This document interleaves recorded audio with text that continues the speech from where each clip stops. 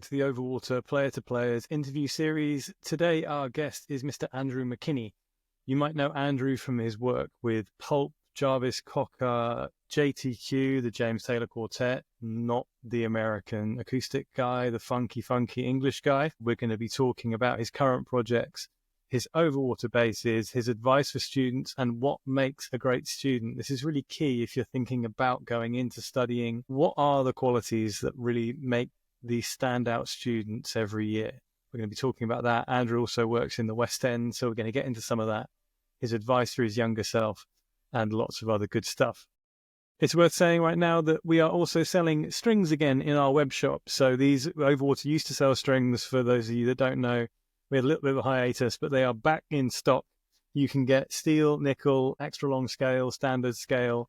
They're fantastic strings, very reasonably priced, I must say. So particularly if you like extended scale instruments for your Overwaters, for instance, or any other extended scale bass, these are perfect. I know from my own experience, getting standard sets of strings to fit my through body 35-inch Overwater is tricky. So it's really great to have these back. Designed by Chris and the team to match your Overwaters perfectly. They feel great under the hands, it has to be said. Actually, I talked to Phil Mulford about this in a recent episode, and he was talking about the gauges we use on these are really great. They have the perfect combination of tone, tension, and playability. They're really great. So check these out in the web shop today. So without further ado, let's get into it. Andrew McKinney, enjoy the episode. See you on the other side. To give some context, can you tell us how you met Chris and the guys at Overwater and where that journey began, really? Yes, I can. Well, that was through Phil Mulford, who obviously you've had on here, and it's a sort of legend, as I described him, I think, on the Instagram posts, the OG. Yeah. So yeah, I met Phil, and he was kind enough to give me my first West End dep, actually. So yeah, I got to know Phil and then sort of worked with him, and he was playing Overwater basses, and like I think a lot of people did, I ended up getting what I sort of informally called the Phil Mulford signature Overwater, which was the J series with Bartolini's and the J retro preamp. So yeah, he was playing those at the time, and after a while I sort of went down that road as well. And then a lot of other people I've depped on the West End, like Ian King or Richard Coughlin, Andy Pass, people like that were using Overwater basses as well. So yeah, I got that. I think I can tell you what year that was, about 2005 or something like that. I got my first Overwater 5-string. So yeah, so that's where I started. And I did actually go to the factory one time because I was away with JTQ. We did a gig in Carlisle, so it's quite a long way from where I am. So Yeah, everything was done sort of on phone or via post and stuff like that. But we were doing a couple of gigs. We played in Carlisle, and then we had another gig somewhere in that area. So we stayed overnight, and Chris and his wife came to the gig, and that's good. And then we went for a tour of the beautiful Overwater factory in the Victoria. It's like a Victorian building. Yeah, Atlas Works. I did have to ask Chris for the history, but yeah, it's beautiful. So basically, because the next day after the gig, we had kind of the day to kill to get there. So I said, let's go, and I sort of basically took the whole of JTQ on this water bass factory tour, which they still take the piss out of me for, but they had a brilliant time. I know they did, even though they'll never admit it. They loved, it was Pat Illingworth, and I think it was Mark Cox and James Taylor. Obviously, we had, Chris was great, showed us around, all the different parts and all the different woods and all this sort of stuff. And, obviously everyone likes to take this out of bass players for being nerds and talking about strings and whatever, but I think they were genuinely fascinated, so not that they'd admit that. Yeah, but I think whatever instrument you play, it's fascinating to see that journey from planks of wood to beautiful instruments. And craftsmanship and all the different stages, and they had all the wood piled up, and Chris was just so, telling us where we got it all from and all that sort of stuff. So really glad, that got to do that. So yeah. Yeah, I love those stories. There's actually, we've just done a couple of basses with a pink ivory wood. So it's apparently is often used in snooker cues. So Chris had to save it. It was too good a chunk of wood to be turned into snooker cues. So we've made some really stunning basses, and it's really cool seeing that journey from just bits of wood to kind of the instruments they are now. And hearing about where I remember him telling us about the sort of swamp ash, like finding, wood that's good for basses. I think there was something about it was maybe even offcuts or not useful in the timber factory that it was, I can't remember the details of it, but it was, found some factory in Tennessee or something and with a good swamp ash that was good for bases and took Yeah. and all that sort of stuff. It's really interesting to hear, Yeah. where that came from. So, yeah, it's good. So, we know you from, I said in the intro, bands like Pulp, Jarvis Cocker, JTQ, as we've been talking about. Yeah. Obviously, you teach at BIMM as well. What are you up to currently? What's kind of 2024 been about, and what's coming up in 2025 for you? Well, I mean, JTQ's I've been doing for a long time now, and that's my that's sort of me, as it were. I think musically speaking, and all that. So that's going on, and we have just ongoing gigs. We don't necessarily tour in sort of big chunks, but we have regular residency gigs at like Ronnie Scott's in London, the Blue Night in Milan. We go to twice every year, and then just various other gigs. James has always got sort of projects on in terms of new albums and material. We did a big gig at the Barbican this year with a full orchestra, like a massive sort of lineup. So we're doing that again next year in July. So that kind of is my general gig and has been for a long time. But then, as you mentioned, I've been playing with Jarvis Cocker for a bit, and that turned into Pulp basically 2 years ago. So this year, 2024, we were doing European festivals, so played a lot of European festivals, and then we did 3 weeks in America in September. So yeah, it's sort of juggling all that as well as BIMM. I'd probably do these days. I used to do a lot of anything and everything like we all did, like we all do. But I think these days it's sort of narrowed down a bit. I'm still in the West End a little bit, and then obviously other random things as it comes up, but it's mostly sort of JTQ, Pulp. Yeah. What's your role at BIMM there at the moment? I'm the course leader for performance, and have been for quite a long time. So yeah, that's I started off teaching, and I still teach to some extent, but mostly what I do is kind of organise shit. Basically, that's my job there. Well, so I run the course, So yeah, I've been doing that. So the amount of teaching I've done is sort of declined, but I like doing the course leadership stuff, and actually because I've always maintained sort of busy gigging schedule, I find that is in some ways it's kind of not. I mean, with the teaching, obviously you've got to be there in the room. Whereas when I'm away, I can kind of still keep up with a lot of the organisation management. Because you're on the road, you get quite a lot of time, sort of downtime, travelling time. So I sort of make they're very good at kind of letting me go and giving me time off. Also I sort of make every effort to make sure that things are running smooth there. So while I'm away, I'm sort of keeping up with stuff and trying to keep on top of stuff. So I'm going away in January actually. So at the moment, even though it's Christmas, or it's getting close to Christmas, I'm still up at loads to do because I need to get it all set up for January. So yeah, that's about it. I mean, with your experience working at BIMM, are there kind of common threads between the students who go on to have successful careers? Are there things you can point to that we can kind of, I think it's really, I always found with my own education that musically it was fantastic. I was at Leeds College of Music, or Leeds Conservatoire as it is now. And musically it was fantastic. I had lessons with Zoltan, I had harmony lessons with all these great people and stuff. But I think vocationally I found it quite tricky. So I'm keen for people that listen to this podcast to be able to pick up some quite kind of actionable things. What can a student do if they're about to start a course like you run at BIMM there? What can they do to make sure they have their best chance of success on the other side? That's a good question. And obviously there's a range of like levels and experiences within teaching, and there always has been.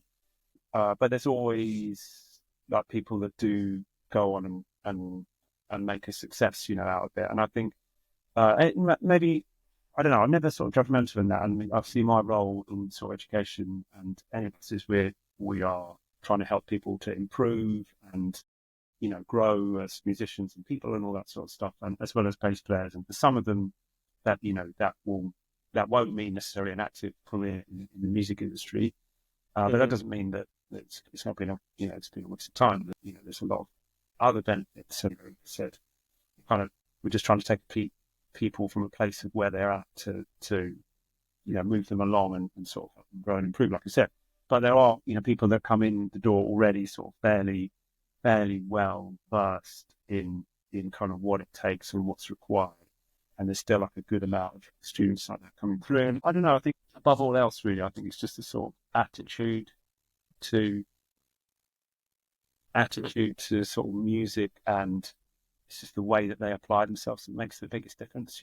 It's a sort of attitude to learning and the way they conduct themselves, and just that's the most important thing. Because some people, and sort of how seriously they take it, because so some people are, for whatever reason, and again, there's no judgment in that. Some people are in a position or a better position to kind of invest more of themselves in the course and in the study than others who are just kind of doing it, without really a sort of clear idea of what it does take to kind of make a career in music and be prepared to do this. So yeah. And there's some really great students coming through that's, I look at them and they've just got so much together, and I just think of myself, as you do at that age, and I just think you guys are so far ahead of where I was, just in terms of just everything about this sort of musical, their attitude and the musicianship. So, I'm really confident, and it's great to see a lot of them doing well. What was nice this summer, and always is with touring, is catching up with people in different countries, and a lot of those times it's sort of ex-students, so that's a really nice thing. Yeah, a thirst for knowledge, to quote a Jarvis Cocker lyric. Yeah.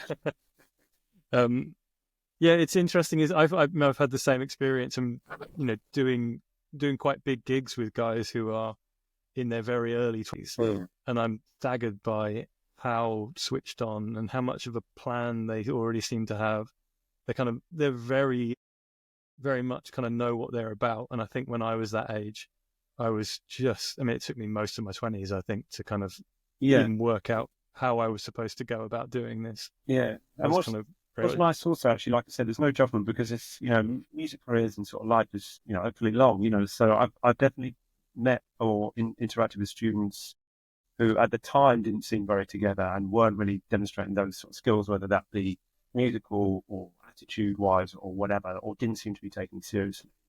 But then, later on, it's like they're sort of, they do get there, but it takes longer and just kind of happens. So it happens at a later date. So I've definitely bumped into people that now successful ground, and sort of thinking, you didn't really have a lot together in college. And, that reminds me not to sort of judge people or anything like that. And when frankly, what I'm doing is trying to help them to improve. And if they're not really engaging in the course, it's not necessarily because of their, there might be other things going on. I don't know, but it's always nice. I remember bumping into a student on a ferry on the way back from France. He sort of remembered me. I barely recognised him as a student. And he's like, he said, I was a teaching assistant for 10, 12 years, and then I got into playing blues in his band, and now I'm sort of touring the world and doing really well, and that's fantastic, really great to hear. Amazing.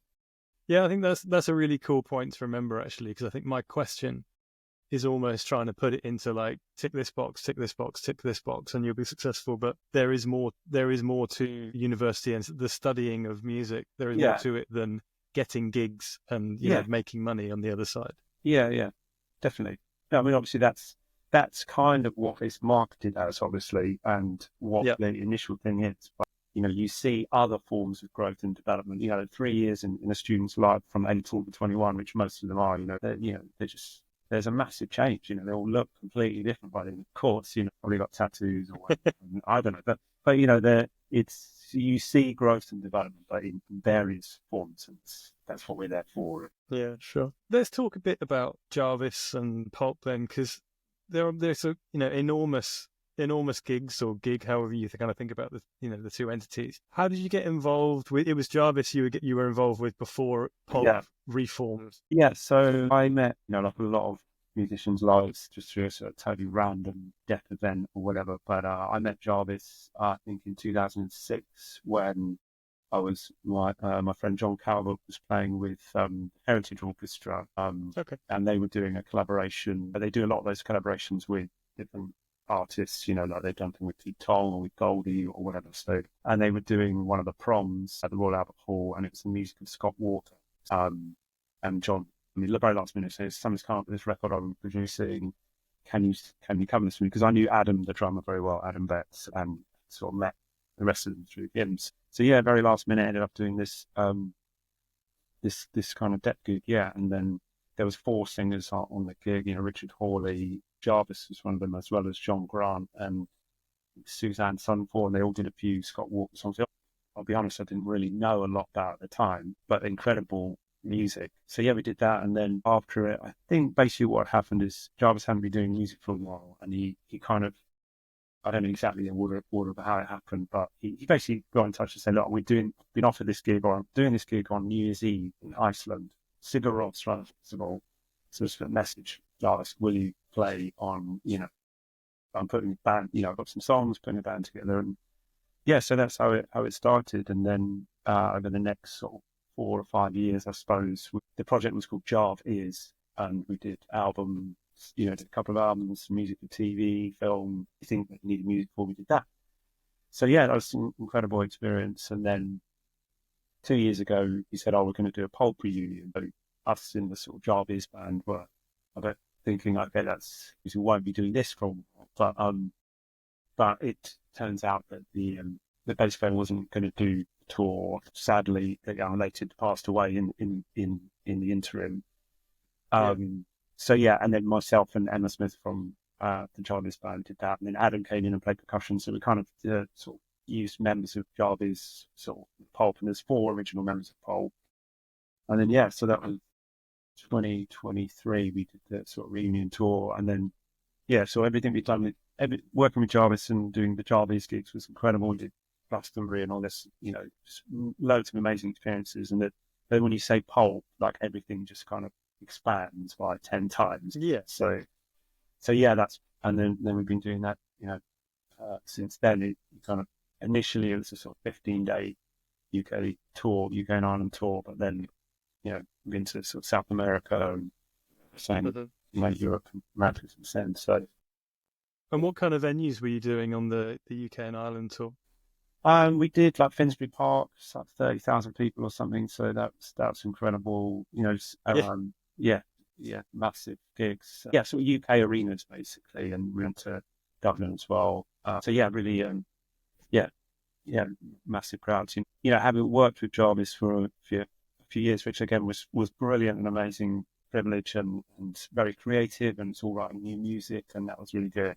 But, when you go out to a stage full of that many people and you play a massive, song on common people, whatever like that, and the response from the audience is just absolutely kind of a bit overwhelming, really. It wasn't the biggest gigs of my life, but that's absolutely blown away. You can't obviously get used to that, but it's such a, amazing. So, yeah. Yeah, I mean, that song in particular is legendary. It's very, I mean, I remember that one the first time around, and I've seen Pulp perform that at Glastonbury over the years. And the reaction when you start a song, the music means so much to people.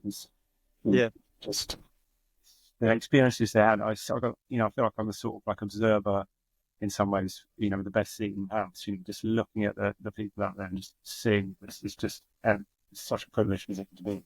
It's just to see the reactions on people's faces and the emotions they go through and the amount of effort they put in to get down the front and all this sort of stuff. It's really that inspiring, sort of, just really privileged.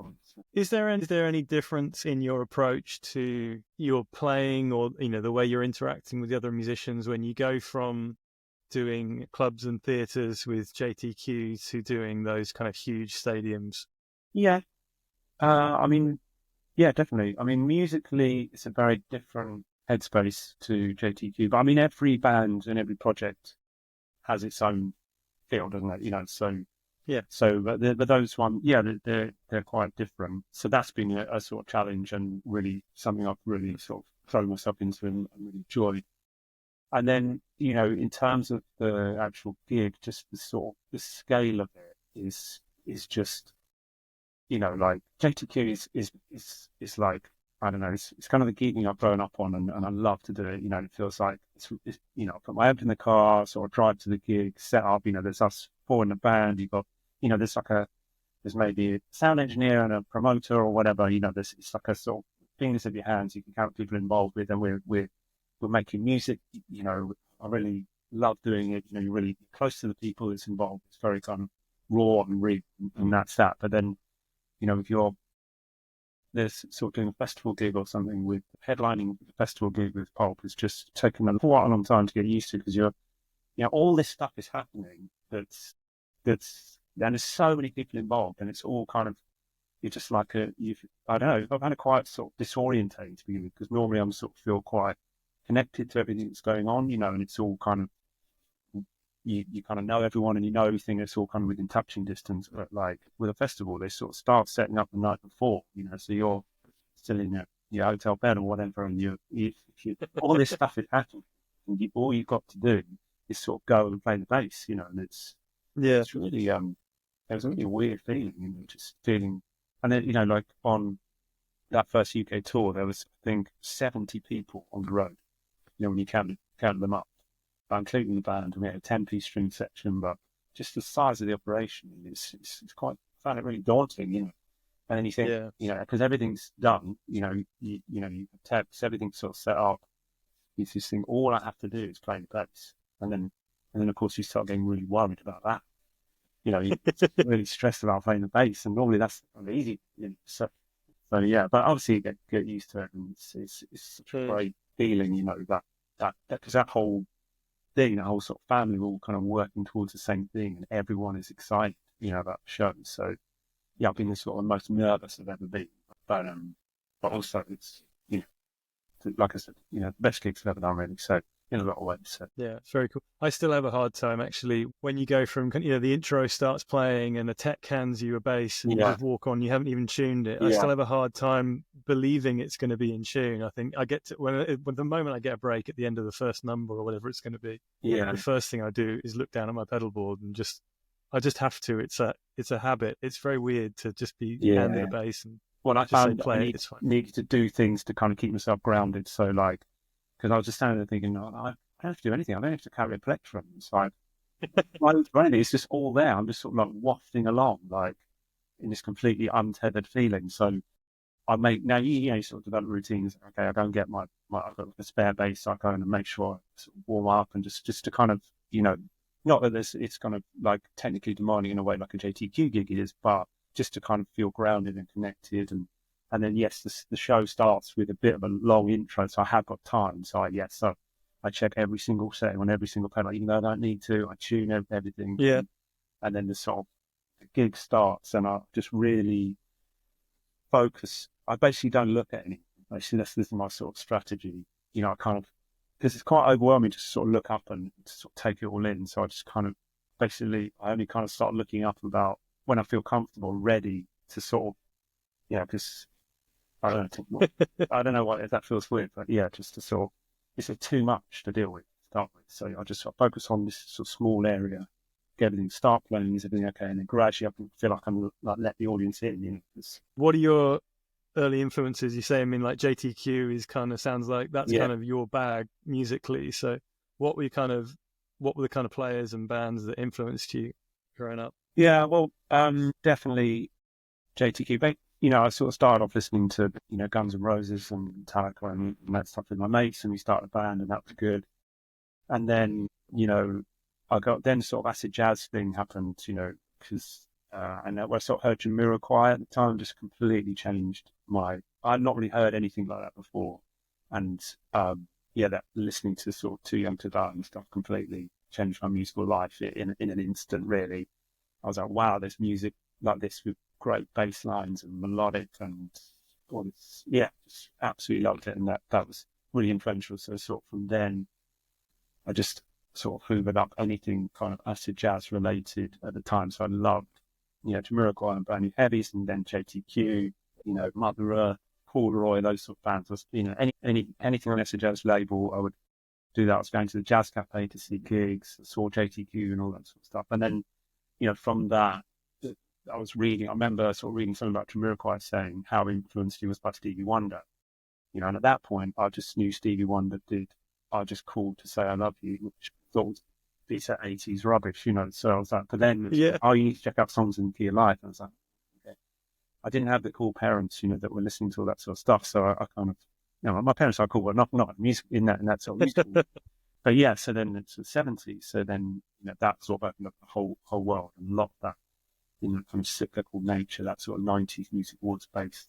on the 70s stuff. So I kind of went back to the 70s and I've spent a lot of my life stuck there in a way. So yeah, but that's all. And then sort of going back to Jameson, which is where it all started, really. Yeah, for everybody pretty much. And obviously I can see the Headhunters sleeve behind you on the wall there. I mean, that kind of stuff is so influential for so many of us. And we got really into jazz. I sort of studied a bit of jazz, but really getting into that mix between sort of jazz and funk and improvising. So it's JTQ is just such a good gig for me, just getting to play and improvise and react and kind of contribute in a sort of very free and open way. You know, I love to do that. But yeah, this is why in sort of Pulp and those sort of things have come along, a completely new challenge, which has been great. And I've really kind of loved that I've had that opportunity, you know, this sort of far into my career to sort of start again in some areas, you know, playing with a pick and all that sort of stuff. So yeah. Yeah, I'm sure. Actually, is there a bit of flexibility with Pulp to kind of or is it kind of you're very much playing the lines as they always have been? I mean, I do. It's not. Yeah, I play them, you know, kind of as they are. You know, I do. I think it does sound like me, but yes, I play it kind of as it is. I think that's the job. I had a sort of interesting thing during the rehearsals for the tour, because most of it, you know, Steve Mackey, the bass player, you know, I was sort of obviously checking out live footage and listening in a lot of detail. And, you know, really great bass lines are really sort of like melodic and interesting. And some of them you're really sort of pictured and it's really cool. And then, I mean, more it's about the songs really. And I just become a real fan of the songs. But anyway, I was really checking it out. And so he played quite a lot with fingers and sometimes with a pick. And I was like, okay, so I was trying to do that. I obviously felt much more comfortable with fingers, and that felt more like me. And so that I was kind of doing maybe 60% pick and then maybe 40% fingers. And then we did this, we were doing the full production rehearsals like in a warehouse in Park Royal. They've set up the screens, the whole thing, you know, the PA system. And they've got, you know, it's a massive cavernous room. And they've invited people from the record company and sort of friends, whatever down. So there's an audience of about 20 people in an enormous room. And one of them was a producer, who's a friend of Jarvis's, and we worked at the studio a lot. And he knows pop music very well, and he's really, you know, he's a very kind of, he produces music, you know, so he's really, he gives us some feedback, and it's always really on point and really useful. I don't know to quite put it with this, but he came over and we ran the whole show, and it was cool. And there was a tune called Weeds, so I was playing my fingers, and it's kind of a little bit funky bass line, but I mean, I was playing, you know, I swear, honestly, was not doing a JTQ shred over it. I was playing it, you know, I felt really comfortable in that tune. I was like, okay, you know, that was a really sort of nice moment. He said to me, the producer came over and he was like, yeah, it's really good, yeah, but you know, up to this point, I can't remember how he described it, but he's like, basically from that point on, or I don't know, he's like, yeah, it just didn't sound like Pulp anymore. And like, and what I'm hearing, obviously, voice in my head going, I've ruined, you know, this is completely my fault. I think basically he was just saying it sounds better with a pick. And I was thinking, but you know, some of that isn't with a pick. But then I was quite, I was upset at the time. I was thinking, you know, I've messed this up. It's the last thing I want to do. I want to do this really well. I want them to be really happy. So I'm definitely about that. But on reflection, I think it does sound, for me, so now I do the whole thing with a pick really, because it kind of puts me more in the sort of Pulp zone, you know, not that I was sort of shredding or playing tasteless bass fills or anything like that. I was doing the right thing, but I just think it kind of gets me in the right headspace for that sort of music. And I think he was right. I was sort of devastated at the time, but and also I really like those bits where I played with my fingers, because I felt a little bit more at home. But actually, the pick thing is that, and now I just love doing it. It sounds so right, and you know, that's really good. But yeah, and that's all part of the learning, you know, process. And like I said, it's just a privilege at this point of your career to be sort of finding these new things out, and spend so much time and sort of money on pedals and all this sort of stuff, which have not really been a feature. But normally with bass pedals, you go, yeah, so I can turn it off. It seems better. Yeah. I've had that more often than not when I turn a pedal on. First day of rehearsals, the MD will say, just have it clean, and they'll just put something on the track if they want it to sound like a synth or something like that. exactly. Yeah.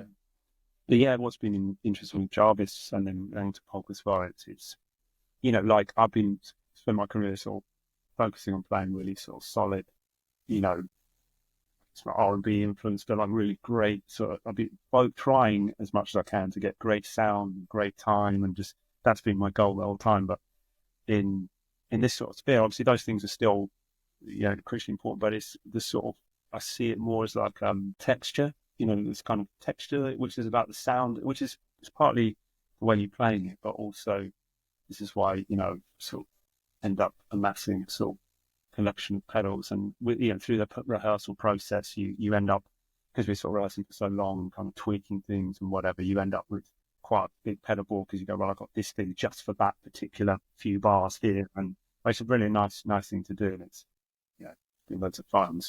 But yeah, it's trying to really sort of focus. What kind of what pedals and sort of backline gear are you using on that gig for the nerds out there, which we all How are? long have you got? Yeah. What are the highlights? Okay, I'll keep it simple. So basically, now what I'm running, I've got my Aguilar cab on stage. An artist friend of mine decorated. I don't know if you've seen it. A street artist. I did see that the Helch one. So that's my sort of backline amp, which is a toned hammerhead, and it's just a single 115. Because I'm using monitors, so that's only really, it's not a huge part of what I'm doing on stage, more of what I'm feeling. There's that, and then sort of a series of pedals. I mean, basically, I've kind of like all bass. I don't know if you're like this, but in fact, I've just been chatting to a friend of mine about this, the eternal bass DI thing, which is, but we could go on for, and I've been trying so many different things. But anyway, I'm at the moment I'm using the Origin Effects bass rig, Nice. the SVT. I did load. My friend Hugh Foster lives near here.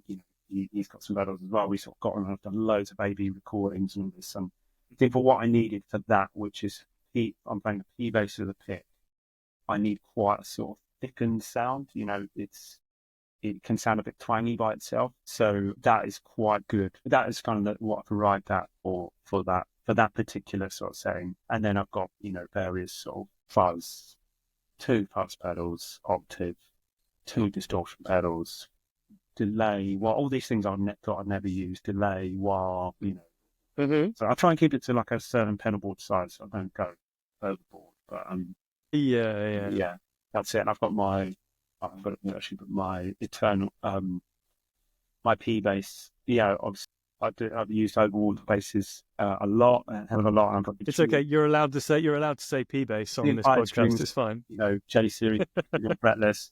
But I just got into playing P basses, for this thing. So I had the Eternal guitars. Dave built me a 62p, sort of clone of my actual 62p bass I used with JTQ.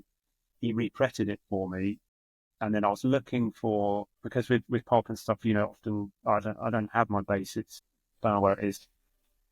So it's on a lorry somewhere. Yeah, no, I've got an Apple AirTag on it, so I do know what it is. But yeah, it's nice. It's out of my hands, and it kind of just works much better that way. So I wanted a sort of touring bass, and I put round line strings on it. So they, maybe an exact clone of my 62, but with a couple of little tweaks.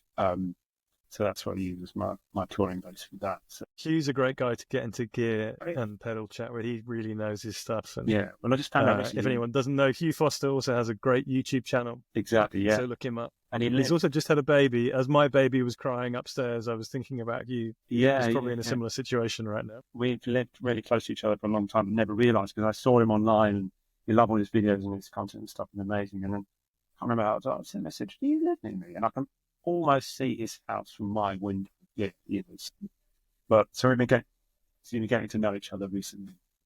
That's been really cool on side, because he's got one of those noble Can you bring it around? So yeah, I'll send you my I've been using one of these. Yeah, I also have one of those noble ones as well. Oh, really? I saw a picture of this. Yeah. So it's a jewel. That's really cool looking. That's the jewel one. Yeah. And what is that? Is that a Valve preamp? Yeah. Yeah. So it's a fancy DI box basically. But yeah, I kind of thought we were really against the gear chat now. But yes, I used an Ampeg SVT for years. It's like a proper SVT classic with Aguilar cabs for JCQ. It's just the most immense and brilliant bass sound, and that's still my favourite. But it's just become usable It's ever for. so heavy. I mean, it's the weight of the world. Also, just can't use. I Yeah. tried to take it on the Pulp thing. The techs saw it and they're like SVTs. They're like, oh, you know, because they know the reliability issues or whatever. I mean, maybe I just got that. I don't want to, you know, that nothing, but no, I just it was mine. And it broke in rehearsals, and then like, yeah, I told you, so you know, can't you just use a phone hammer, you know? So okay, fine. So there was that, but I kind of gone down the dual route for my own rig, which I've got here. So I've got them on me with a preamp with a power amp built in, which I use for JTQ. It just sounds. It's the kind of closest thing to the sort of SVT. I've seen more compact and sort of, yeah. So that stuff's really nice. I know Dave Baker has that kind of setup. Yes, he's the one that got into that. So yes, he's another absolute tone nerd in the nicest possible way. He's a good mate, but he really dives deep into that stuff. That's so helpful. Yeah, Dave Trope introduced me to him, and yeah, he's come round, but lent me pedals. But yes, Valve and such like DI boxes are kind of gathering around me. But yeah, it's the bass player's thing. I think guitarists are all getting into their helixes and fractals and whatever's next, the neural what's it, and I think we've all seemed to have dived into how much money can I spend on a DI box. Yeah, definitely. Yeah. I have so many conversations with different bass players about this. It's just what we love to talk about. But yeah, getting there. But I'm happy with that. That Origin Bass Effects is really good. I'm happy it's good for the price, and also just this was great. I was using this with Pulp, but it's just a bit awkward size and shape, and then the problem with the output or something. I use this in the studio. I just done loads of recording with it. It's really good, and I use it at home. So it's kind of like the Noble equivalent, really, but for just kind of rigors of touring and just being out. Like I said, it's out of my hands, the pedal boards with all the rest of the gear. So I've been happy with that setup for now, but no doubt I'll be tweaking and changing. So very cool. Thank you for indulging me in that. I do love a bit of gear chat.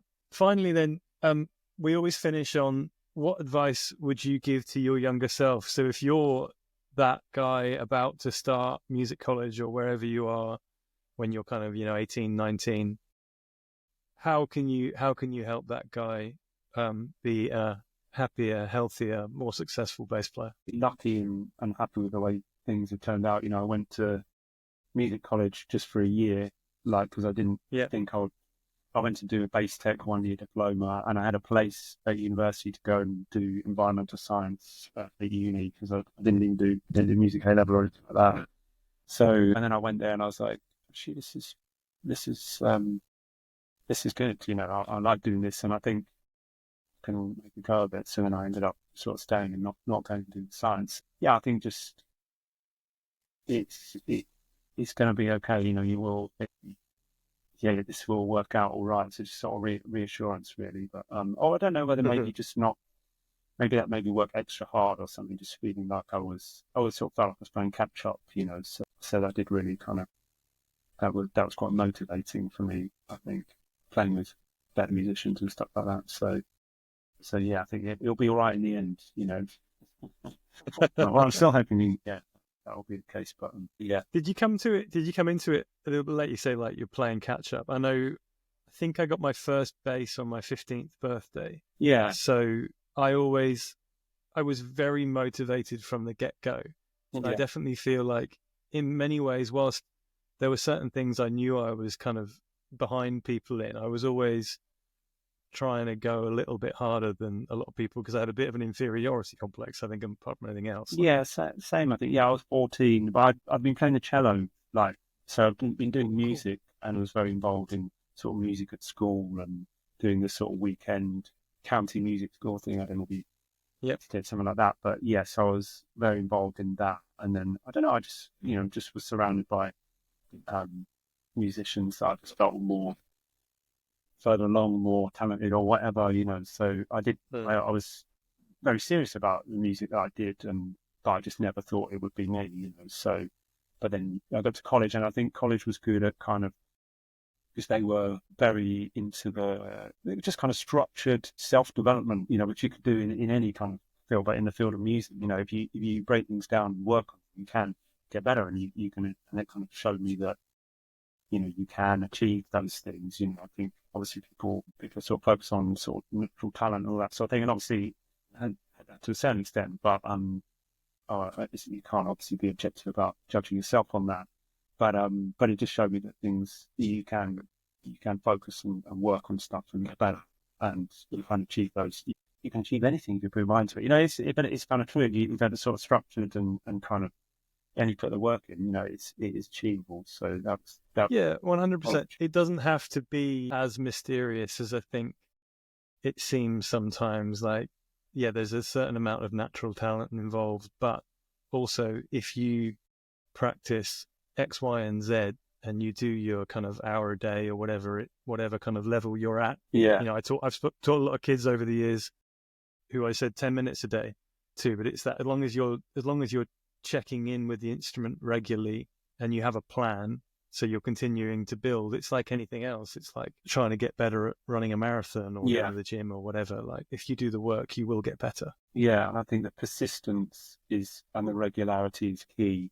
I've never been a huge 5 hours a day type guy or anything like that. Far from it, but I've always, until the point I had kids really, but kept sort of chipping away at it. Even I know I sort of learned that then kind of all goes out the window. But anyway, but then certainly after college, I kind of learned. I learned a lot at college and learned how to learn, and then after college, I was like, okay, but what do I want to learn? And sort of really kind of kept kind of pushing on that, for a long time. So yeah, I think it is like sort of thing with the college thing, life is long, really, and hopefully, and it doesn't have to happen now or this week or whatever. You can get there, it's no rush. Nice. That brings us full circle from the beginning to the end. So that feels like a nice place to leave it. Thank you so much for your time today, man. I really appreciate it. And it's lovely to finally speak to you properly after all these years of kind of not quite crossing paths. As the thing, we're not often on gigs together. So, yeah. No, really, like I said, I sort of knew of you and got mutual friends and stuff. So, yeah. Yeah, same. Good stuff, man. Thank you very much for your time. Have a great gig with JTQ tonight. Will do. Thanks, Dan. All right, mate. Take it easy. Bye. Bye.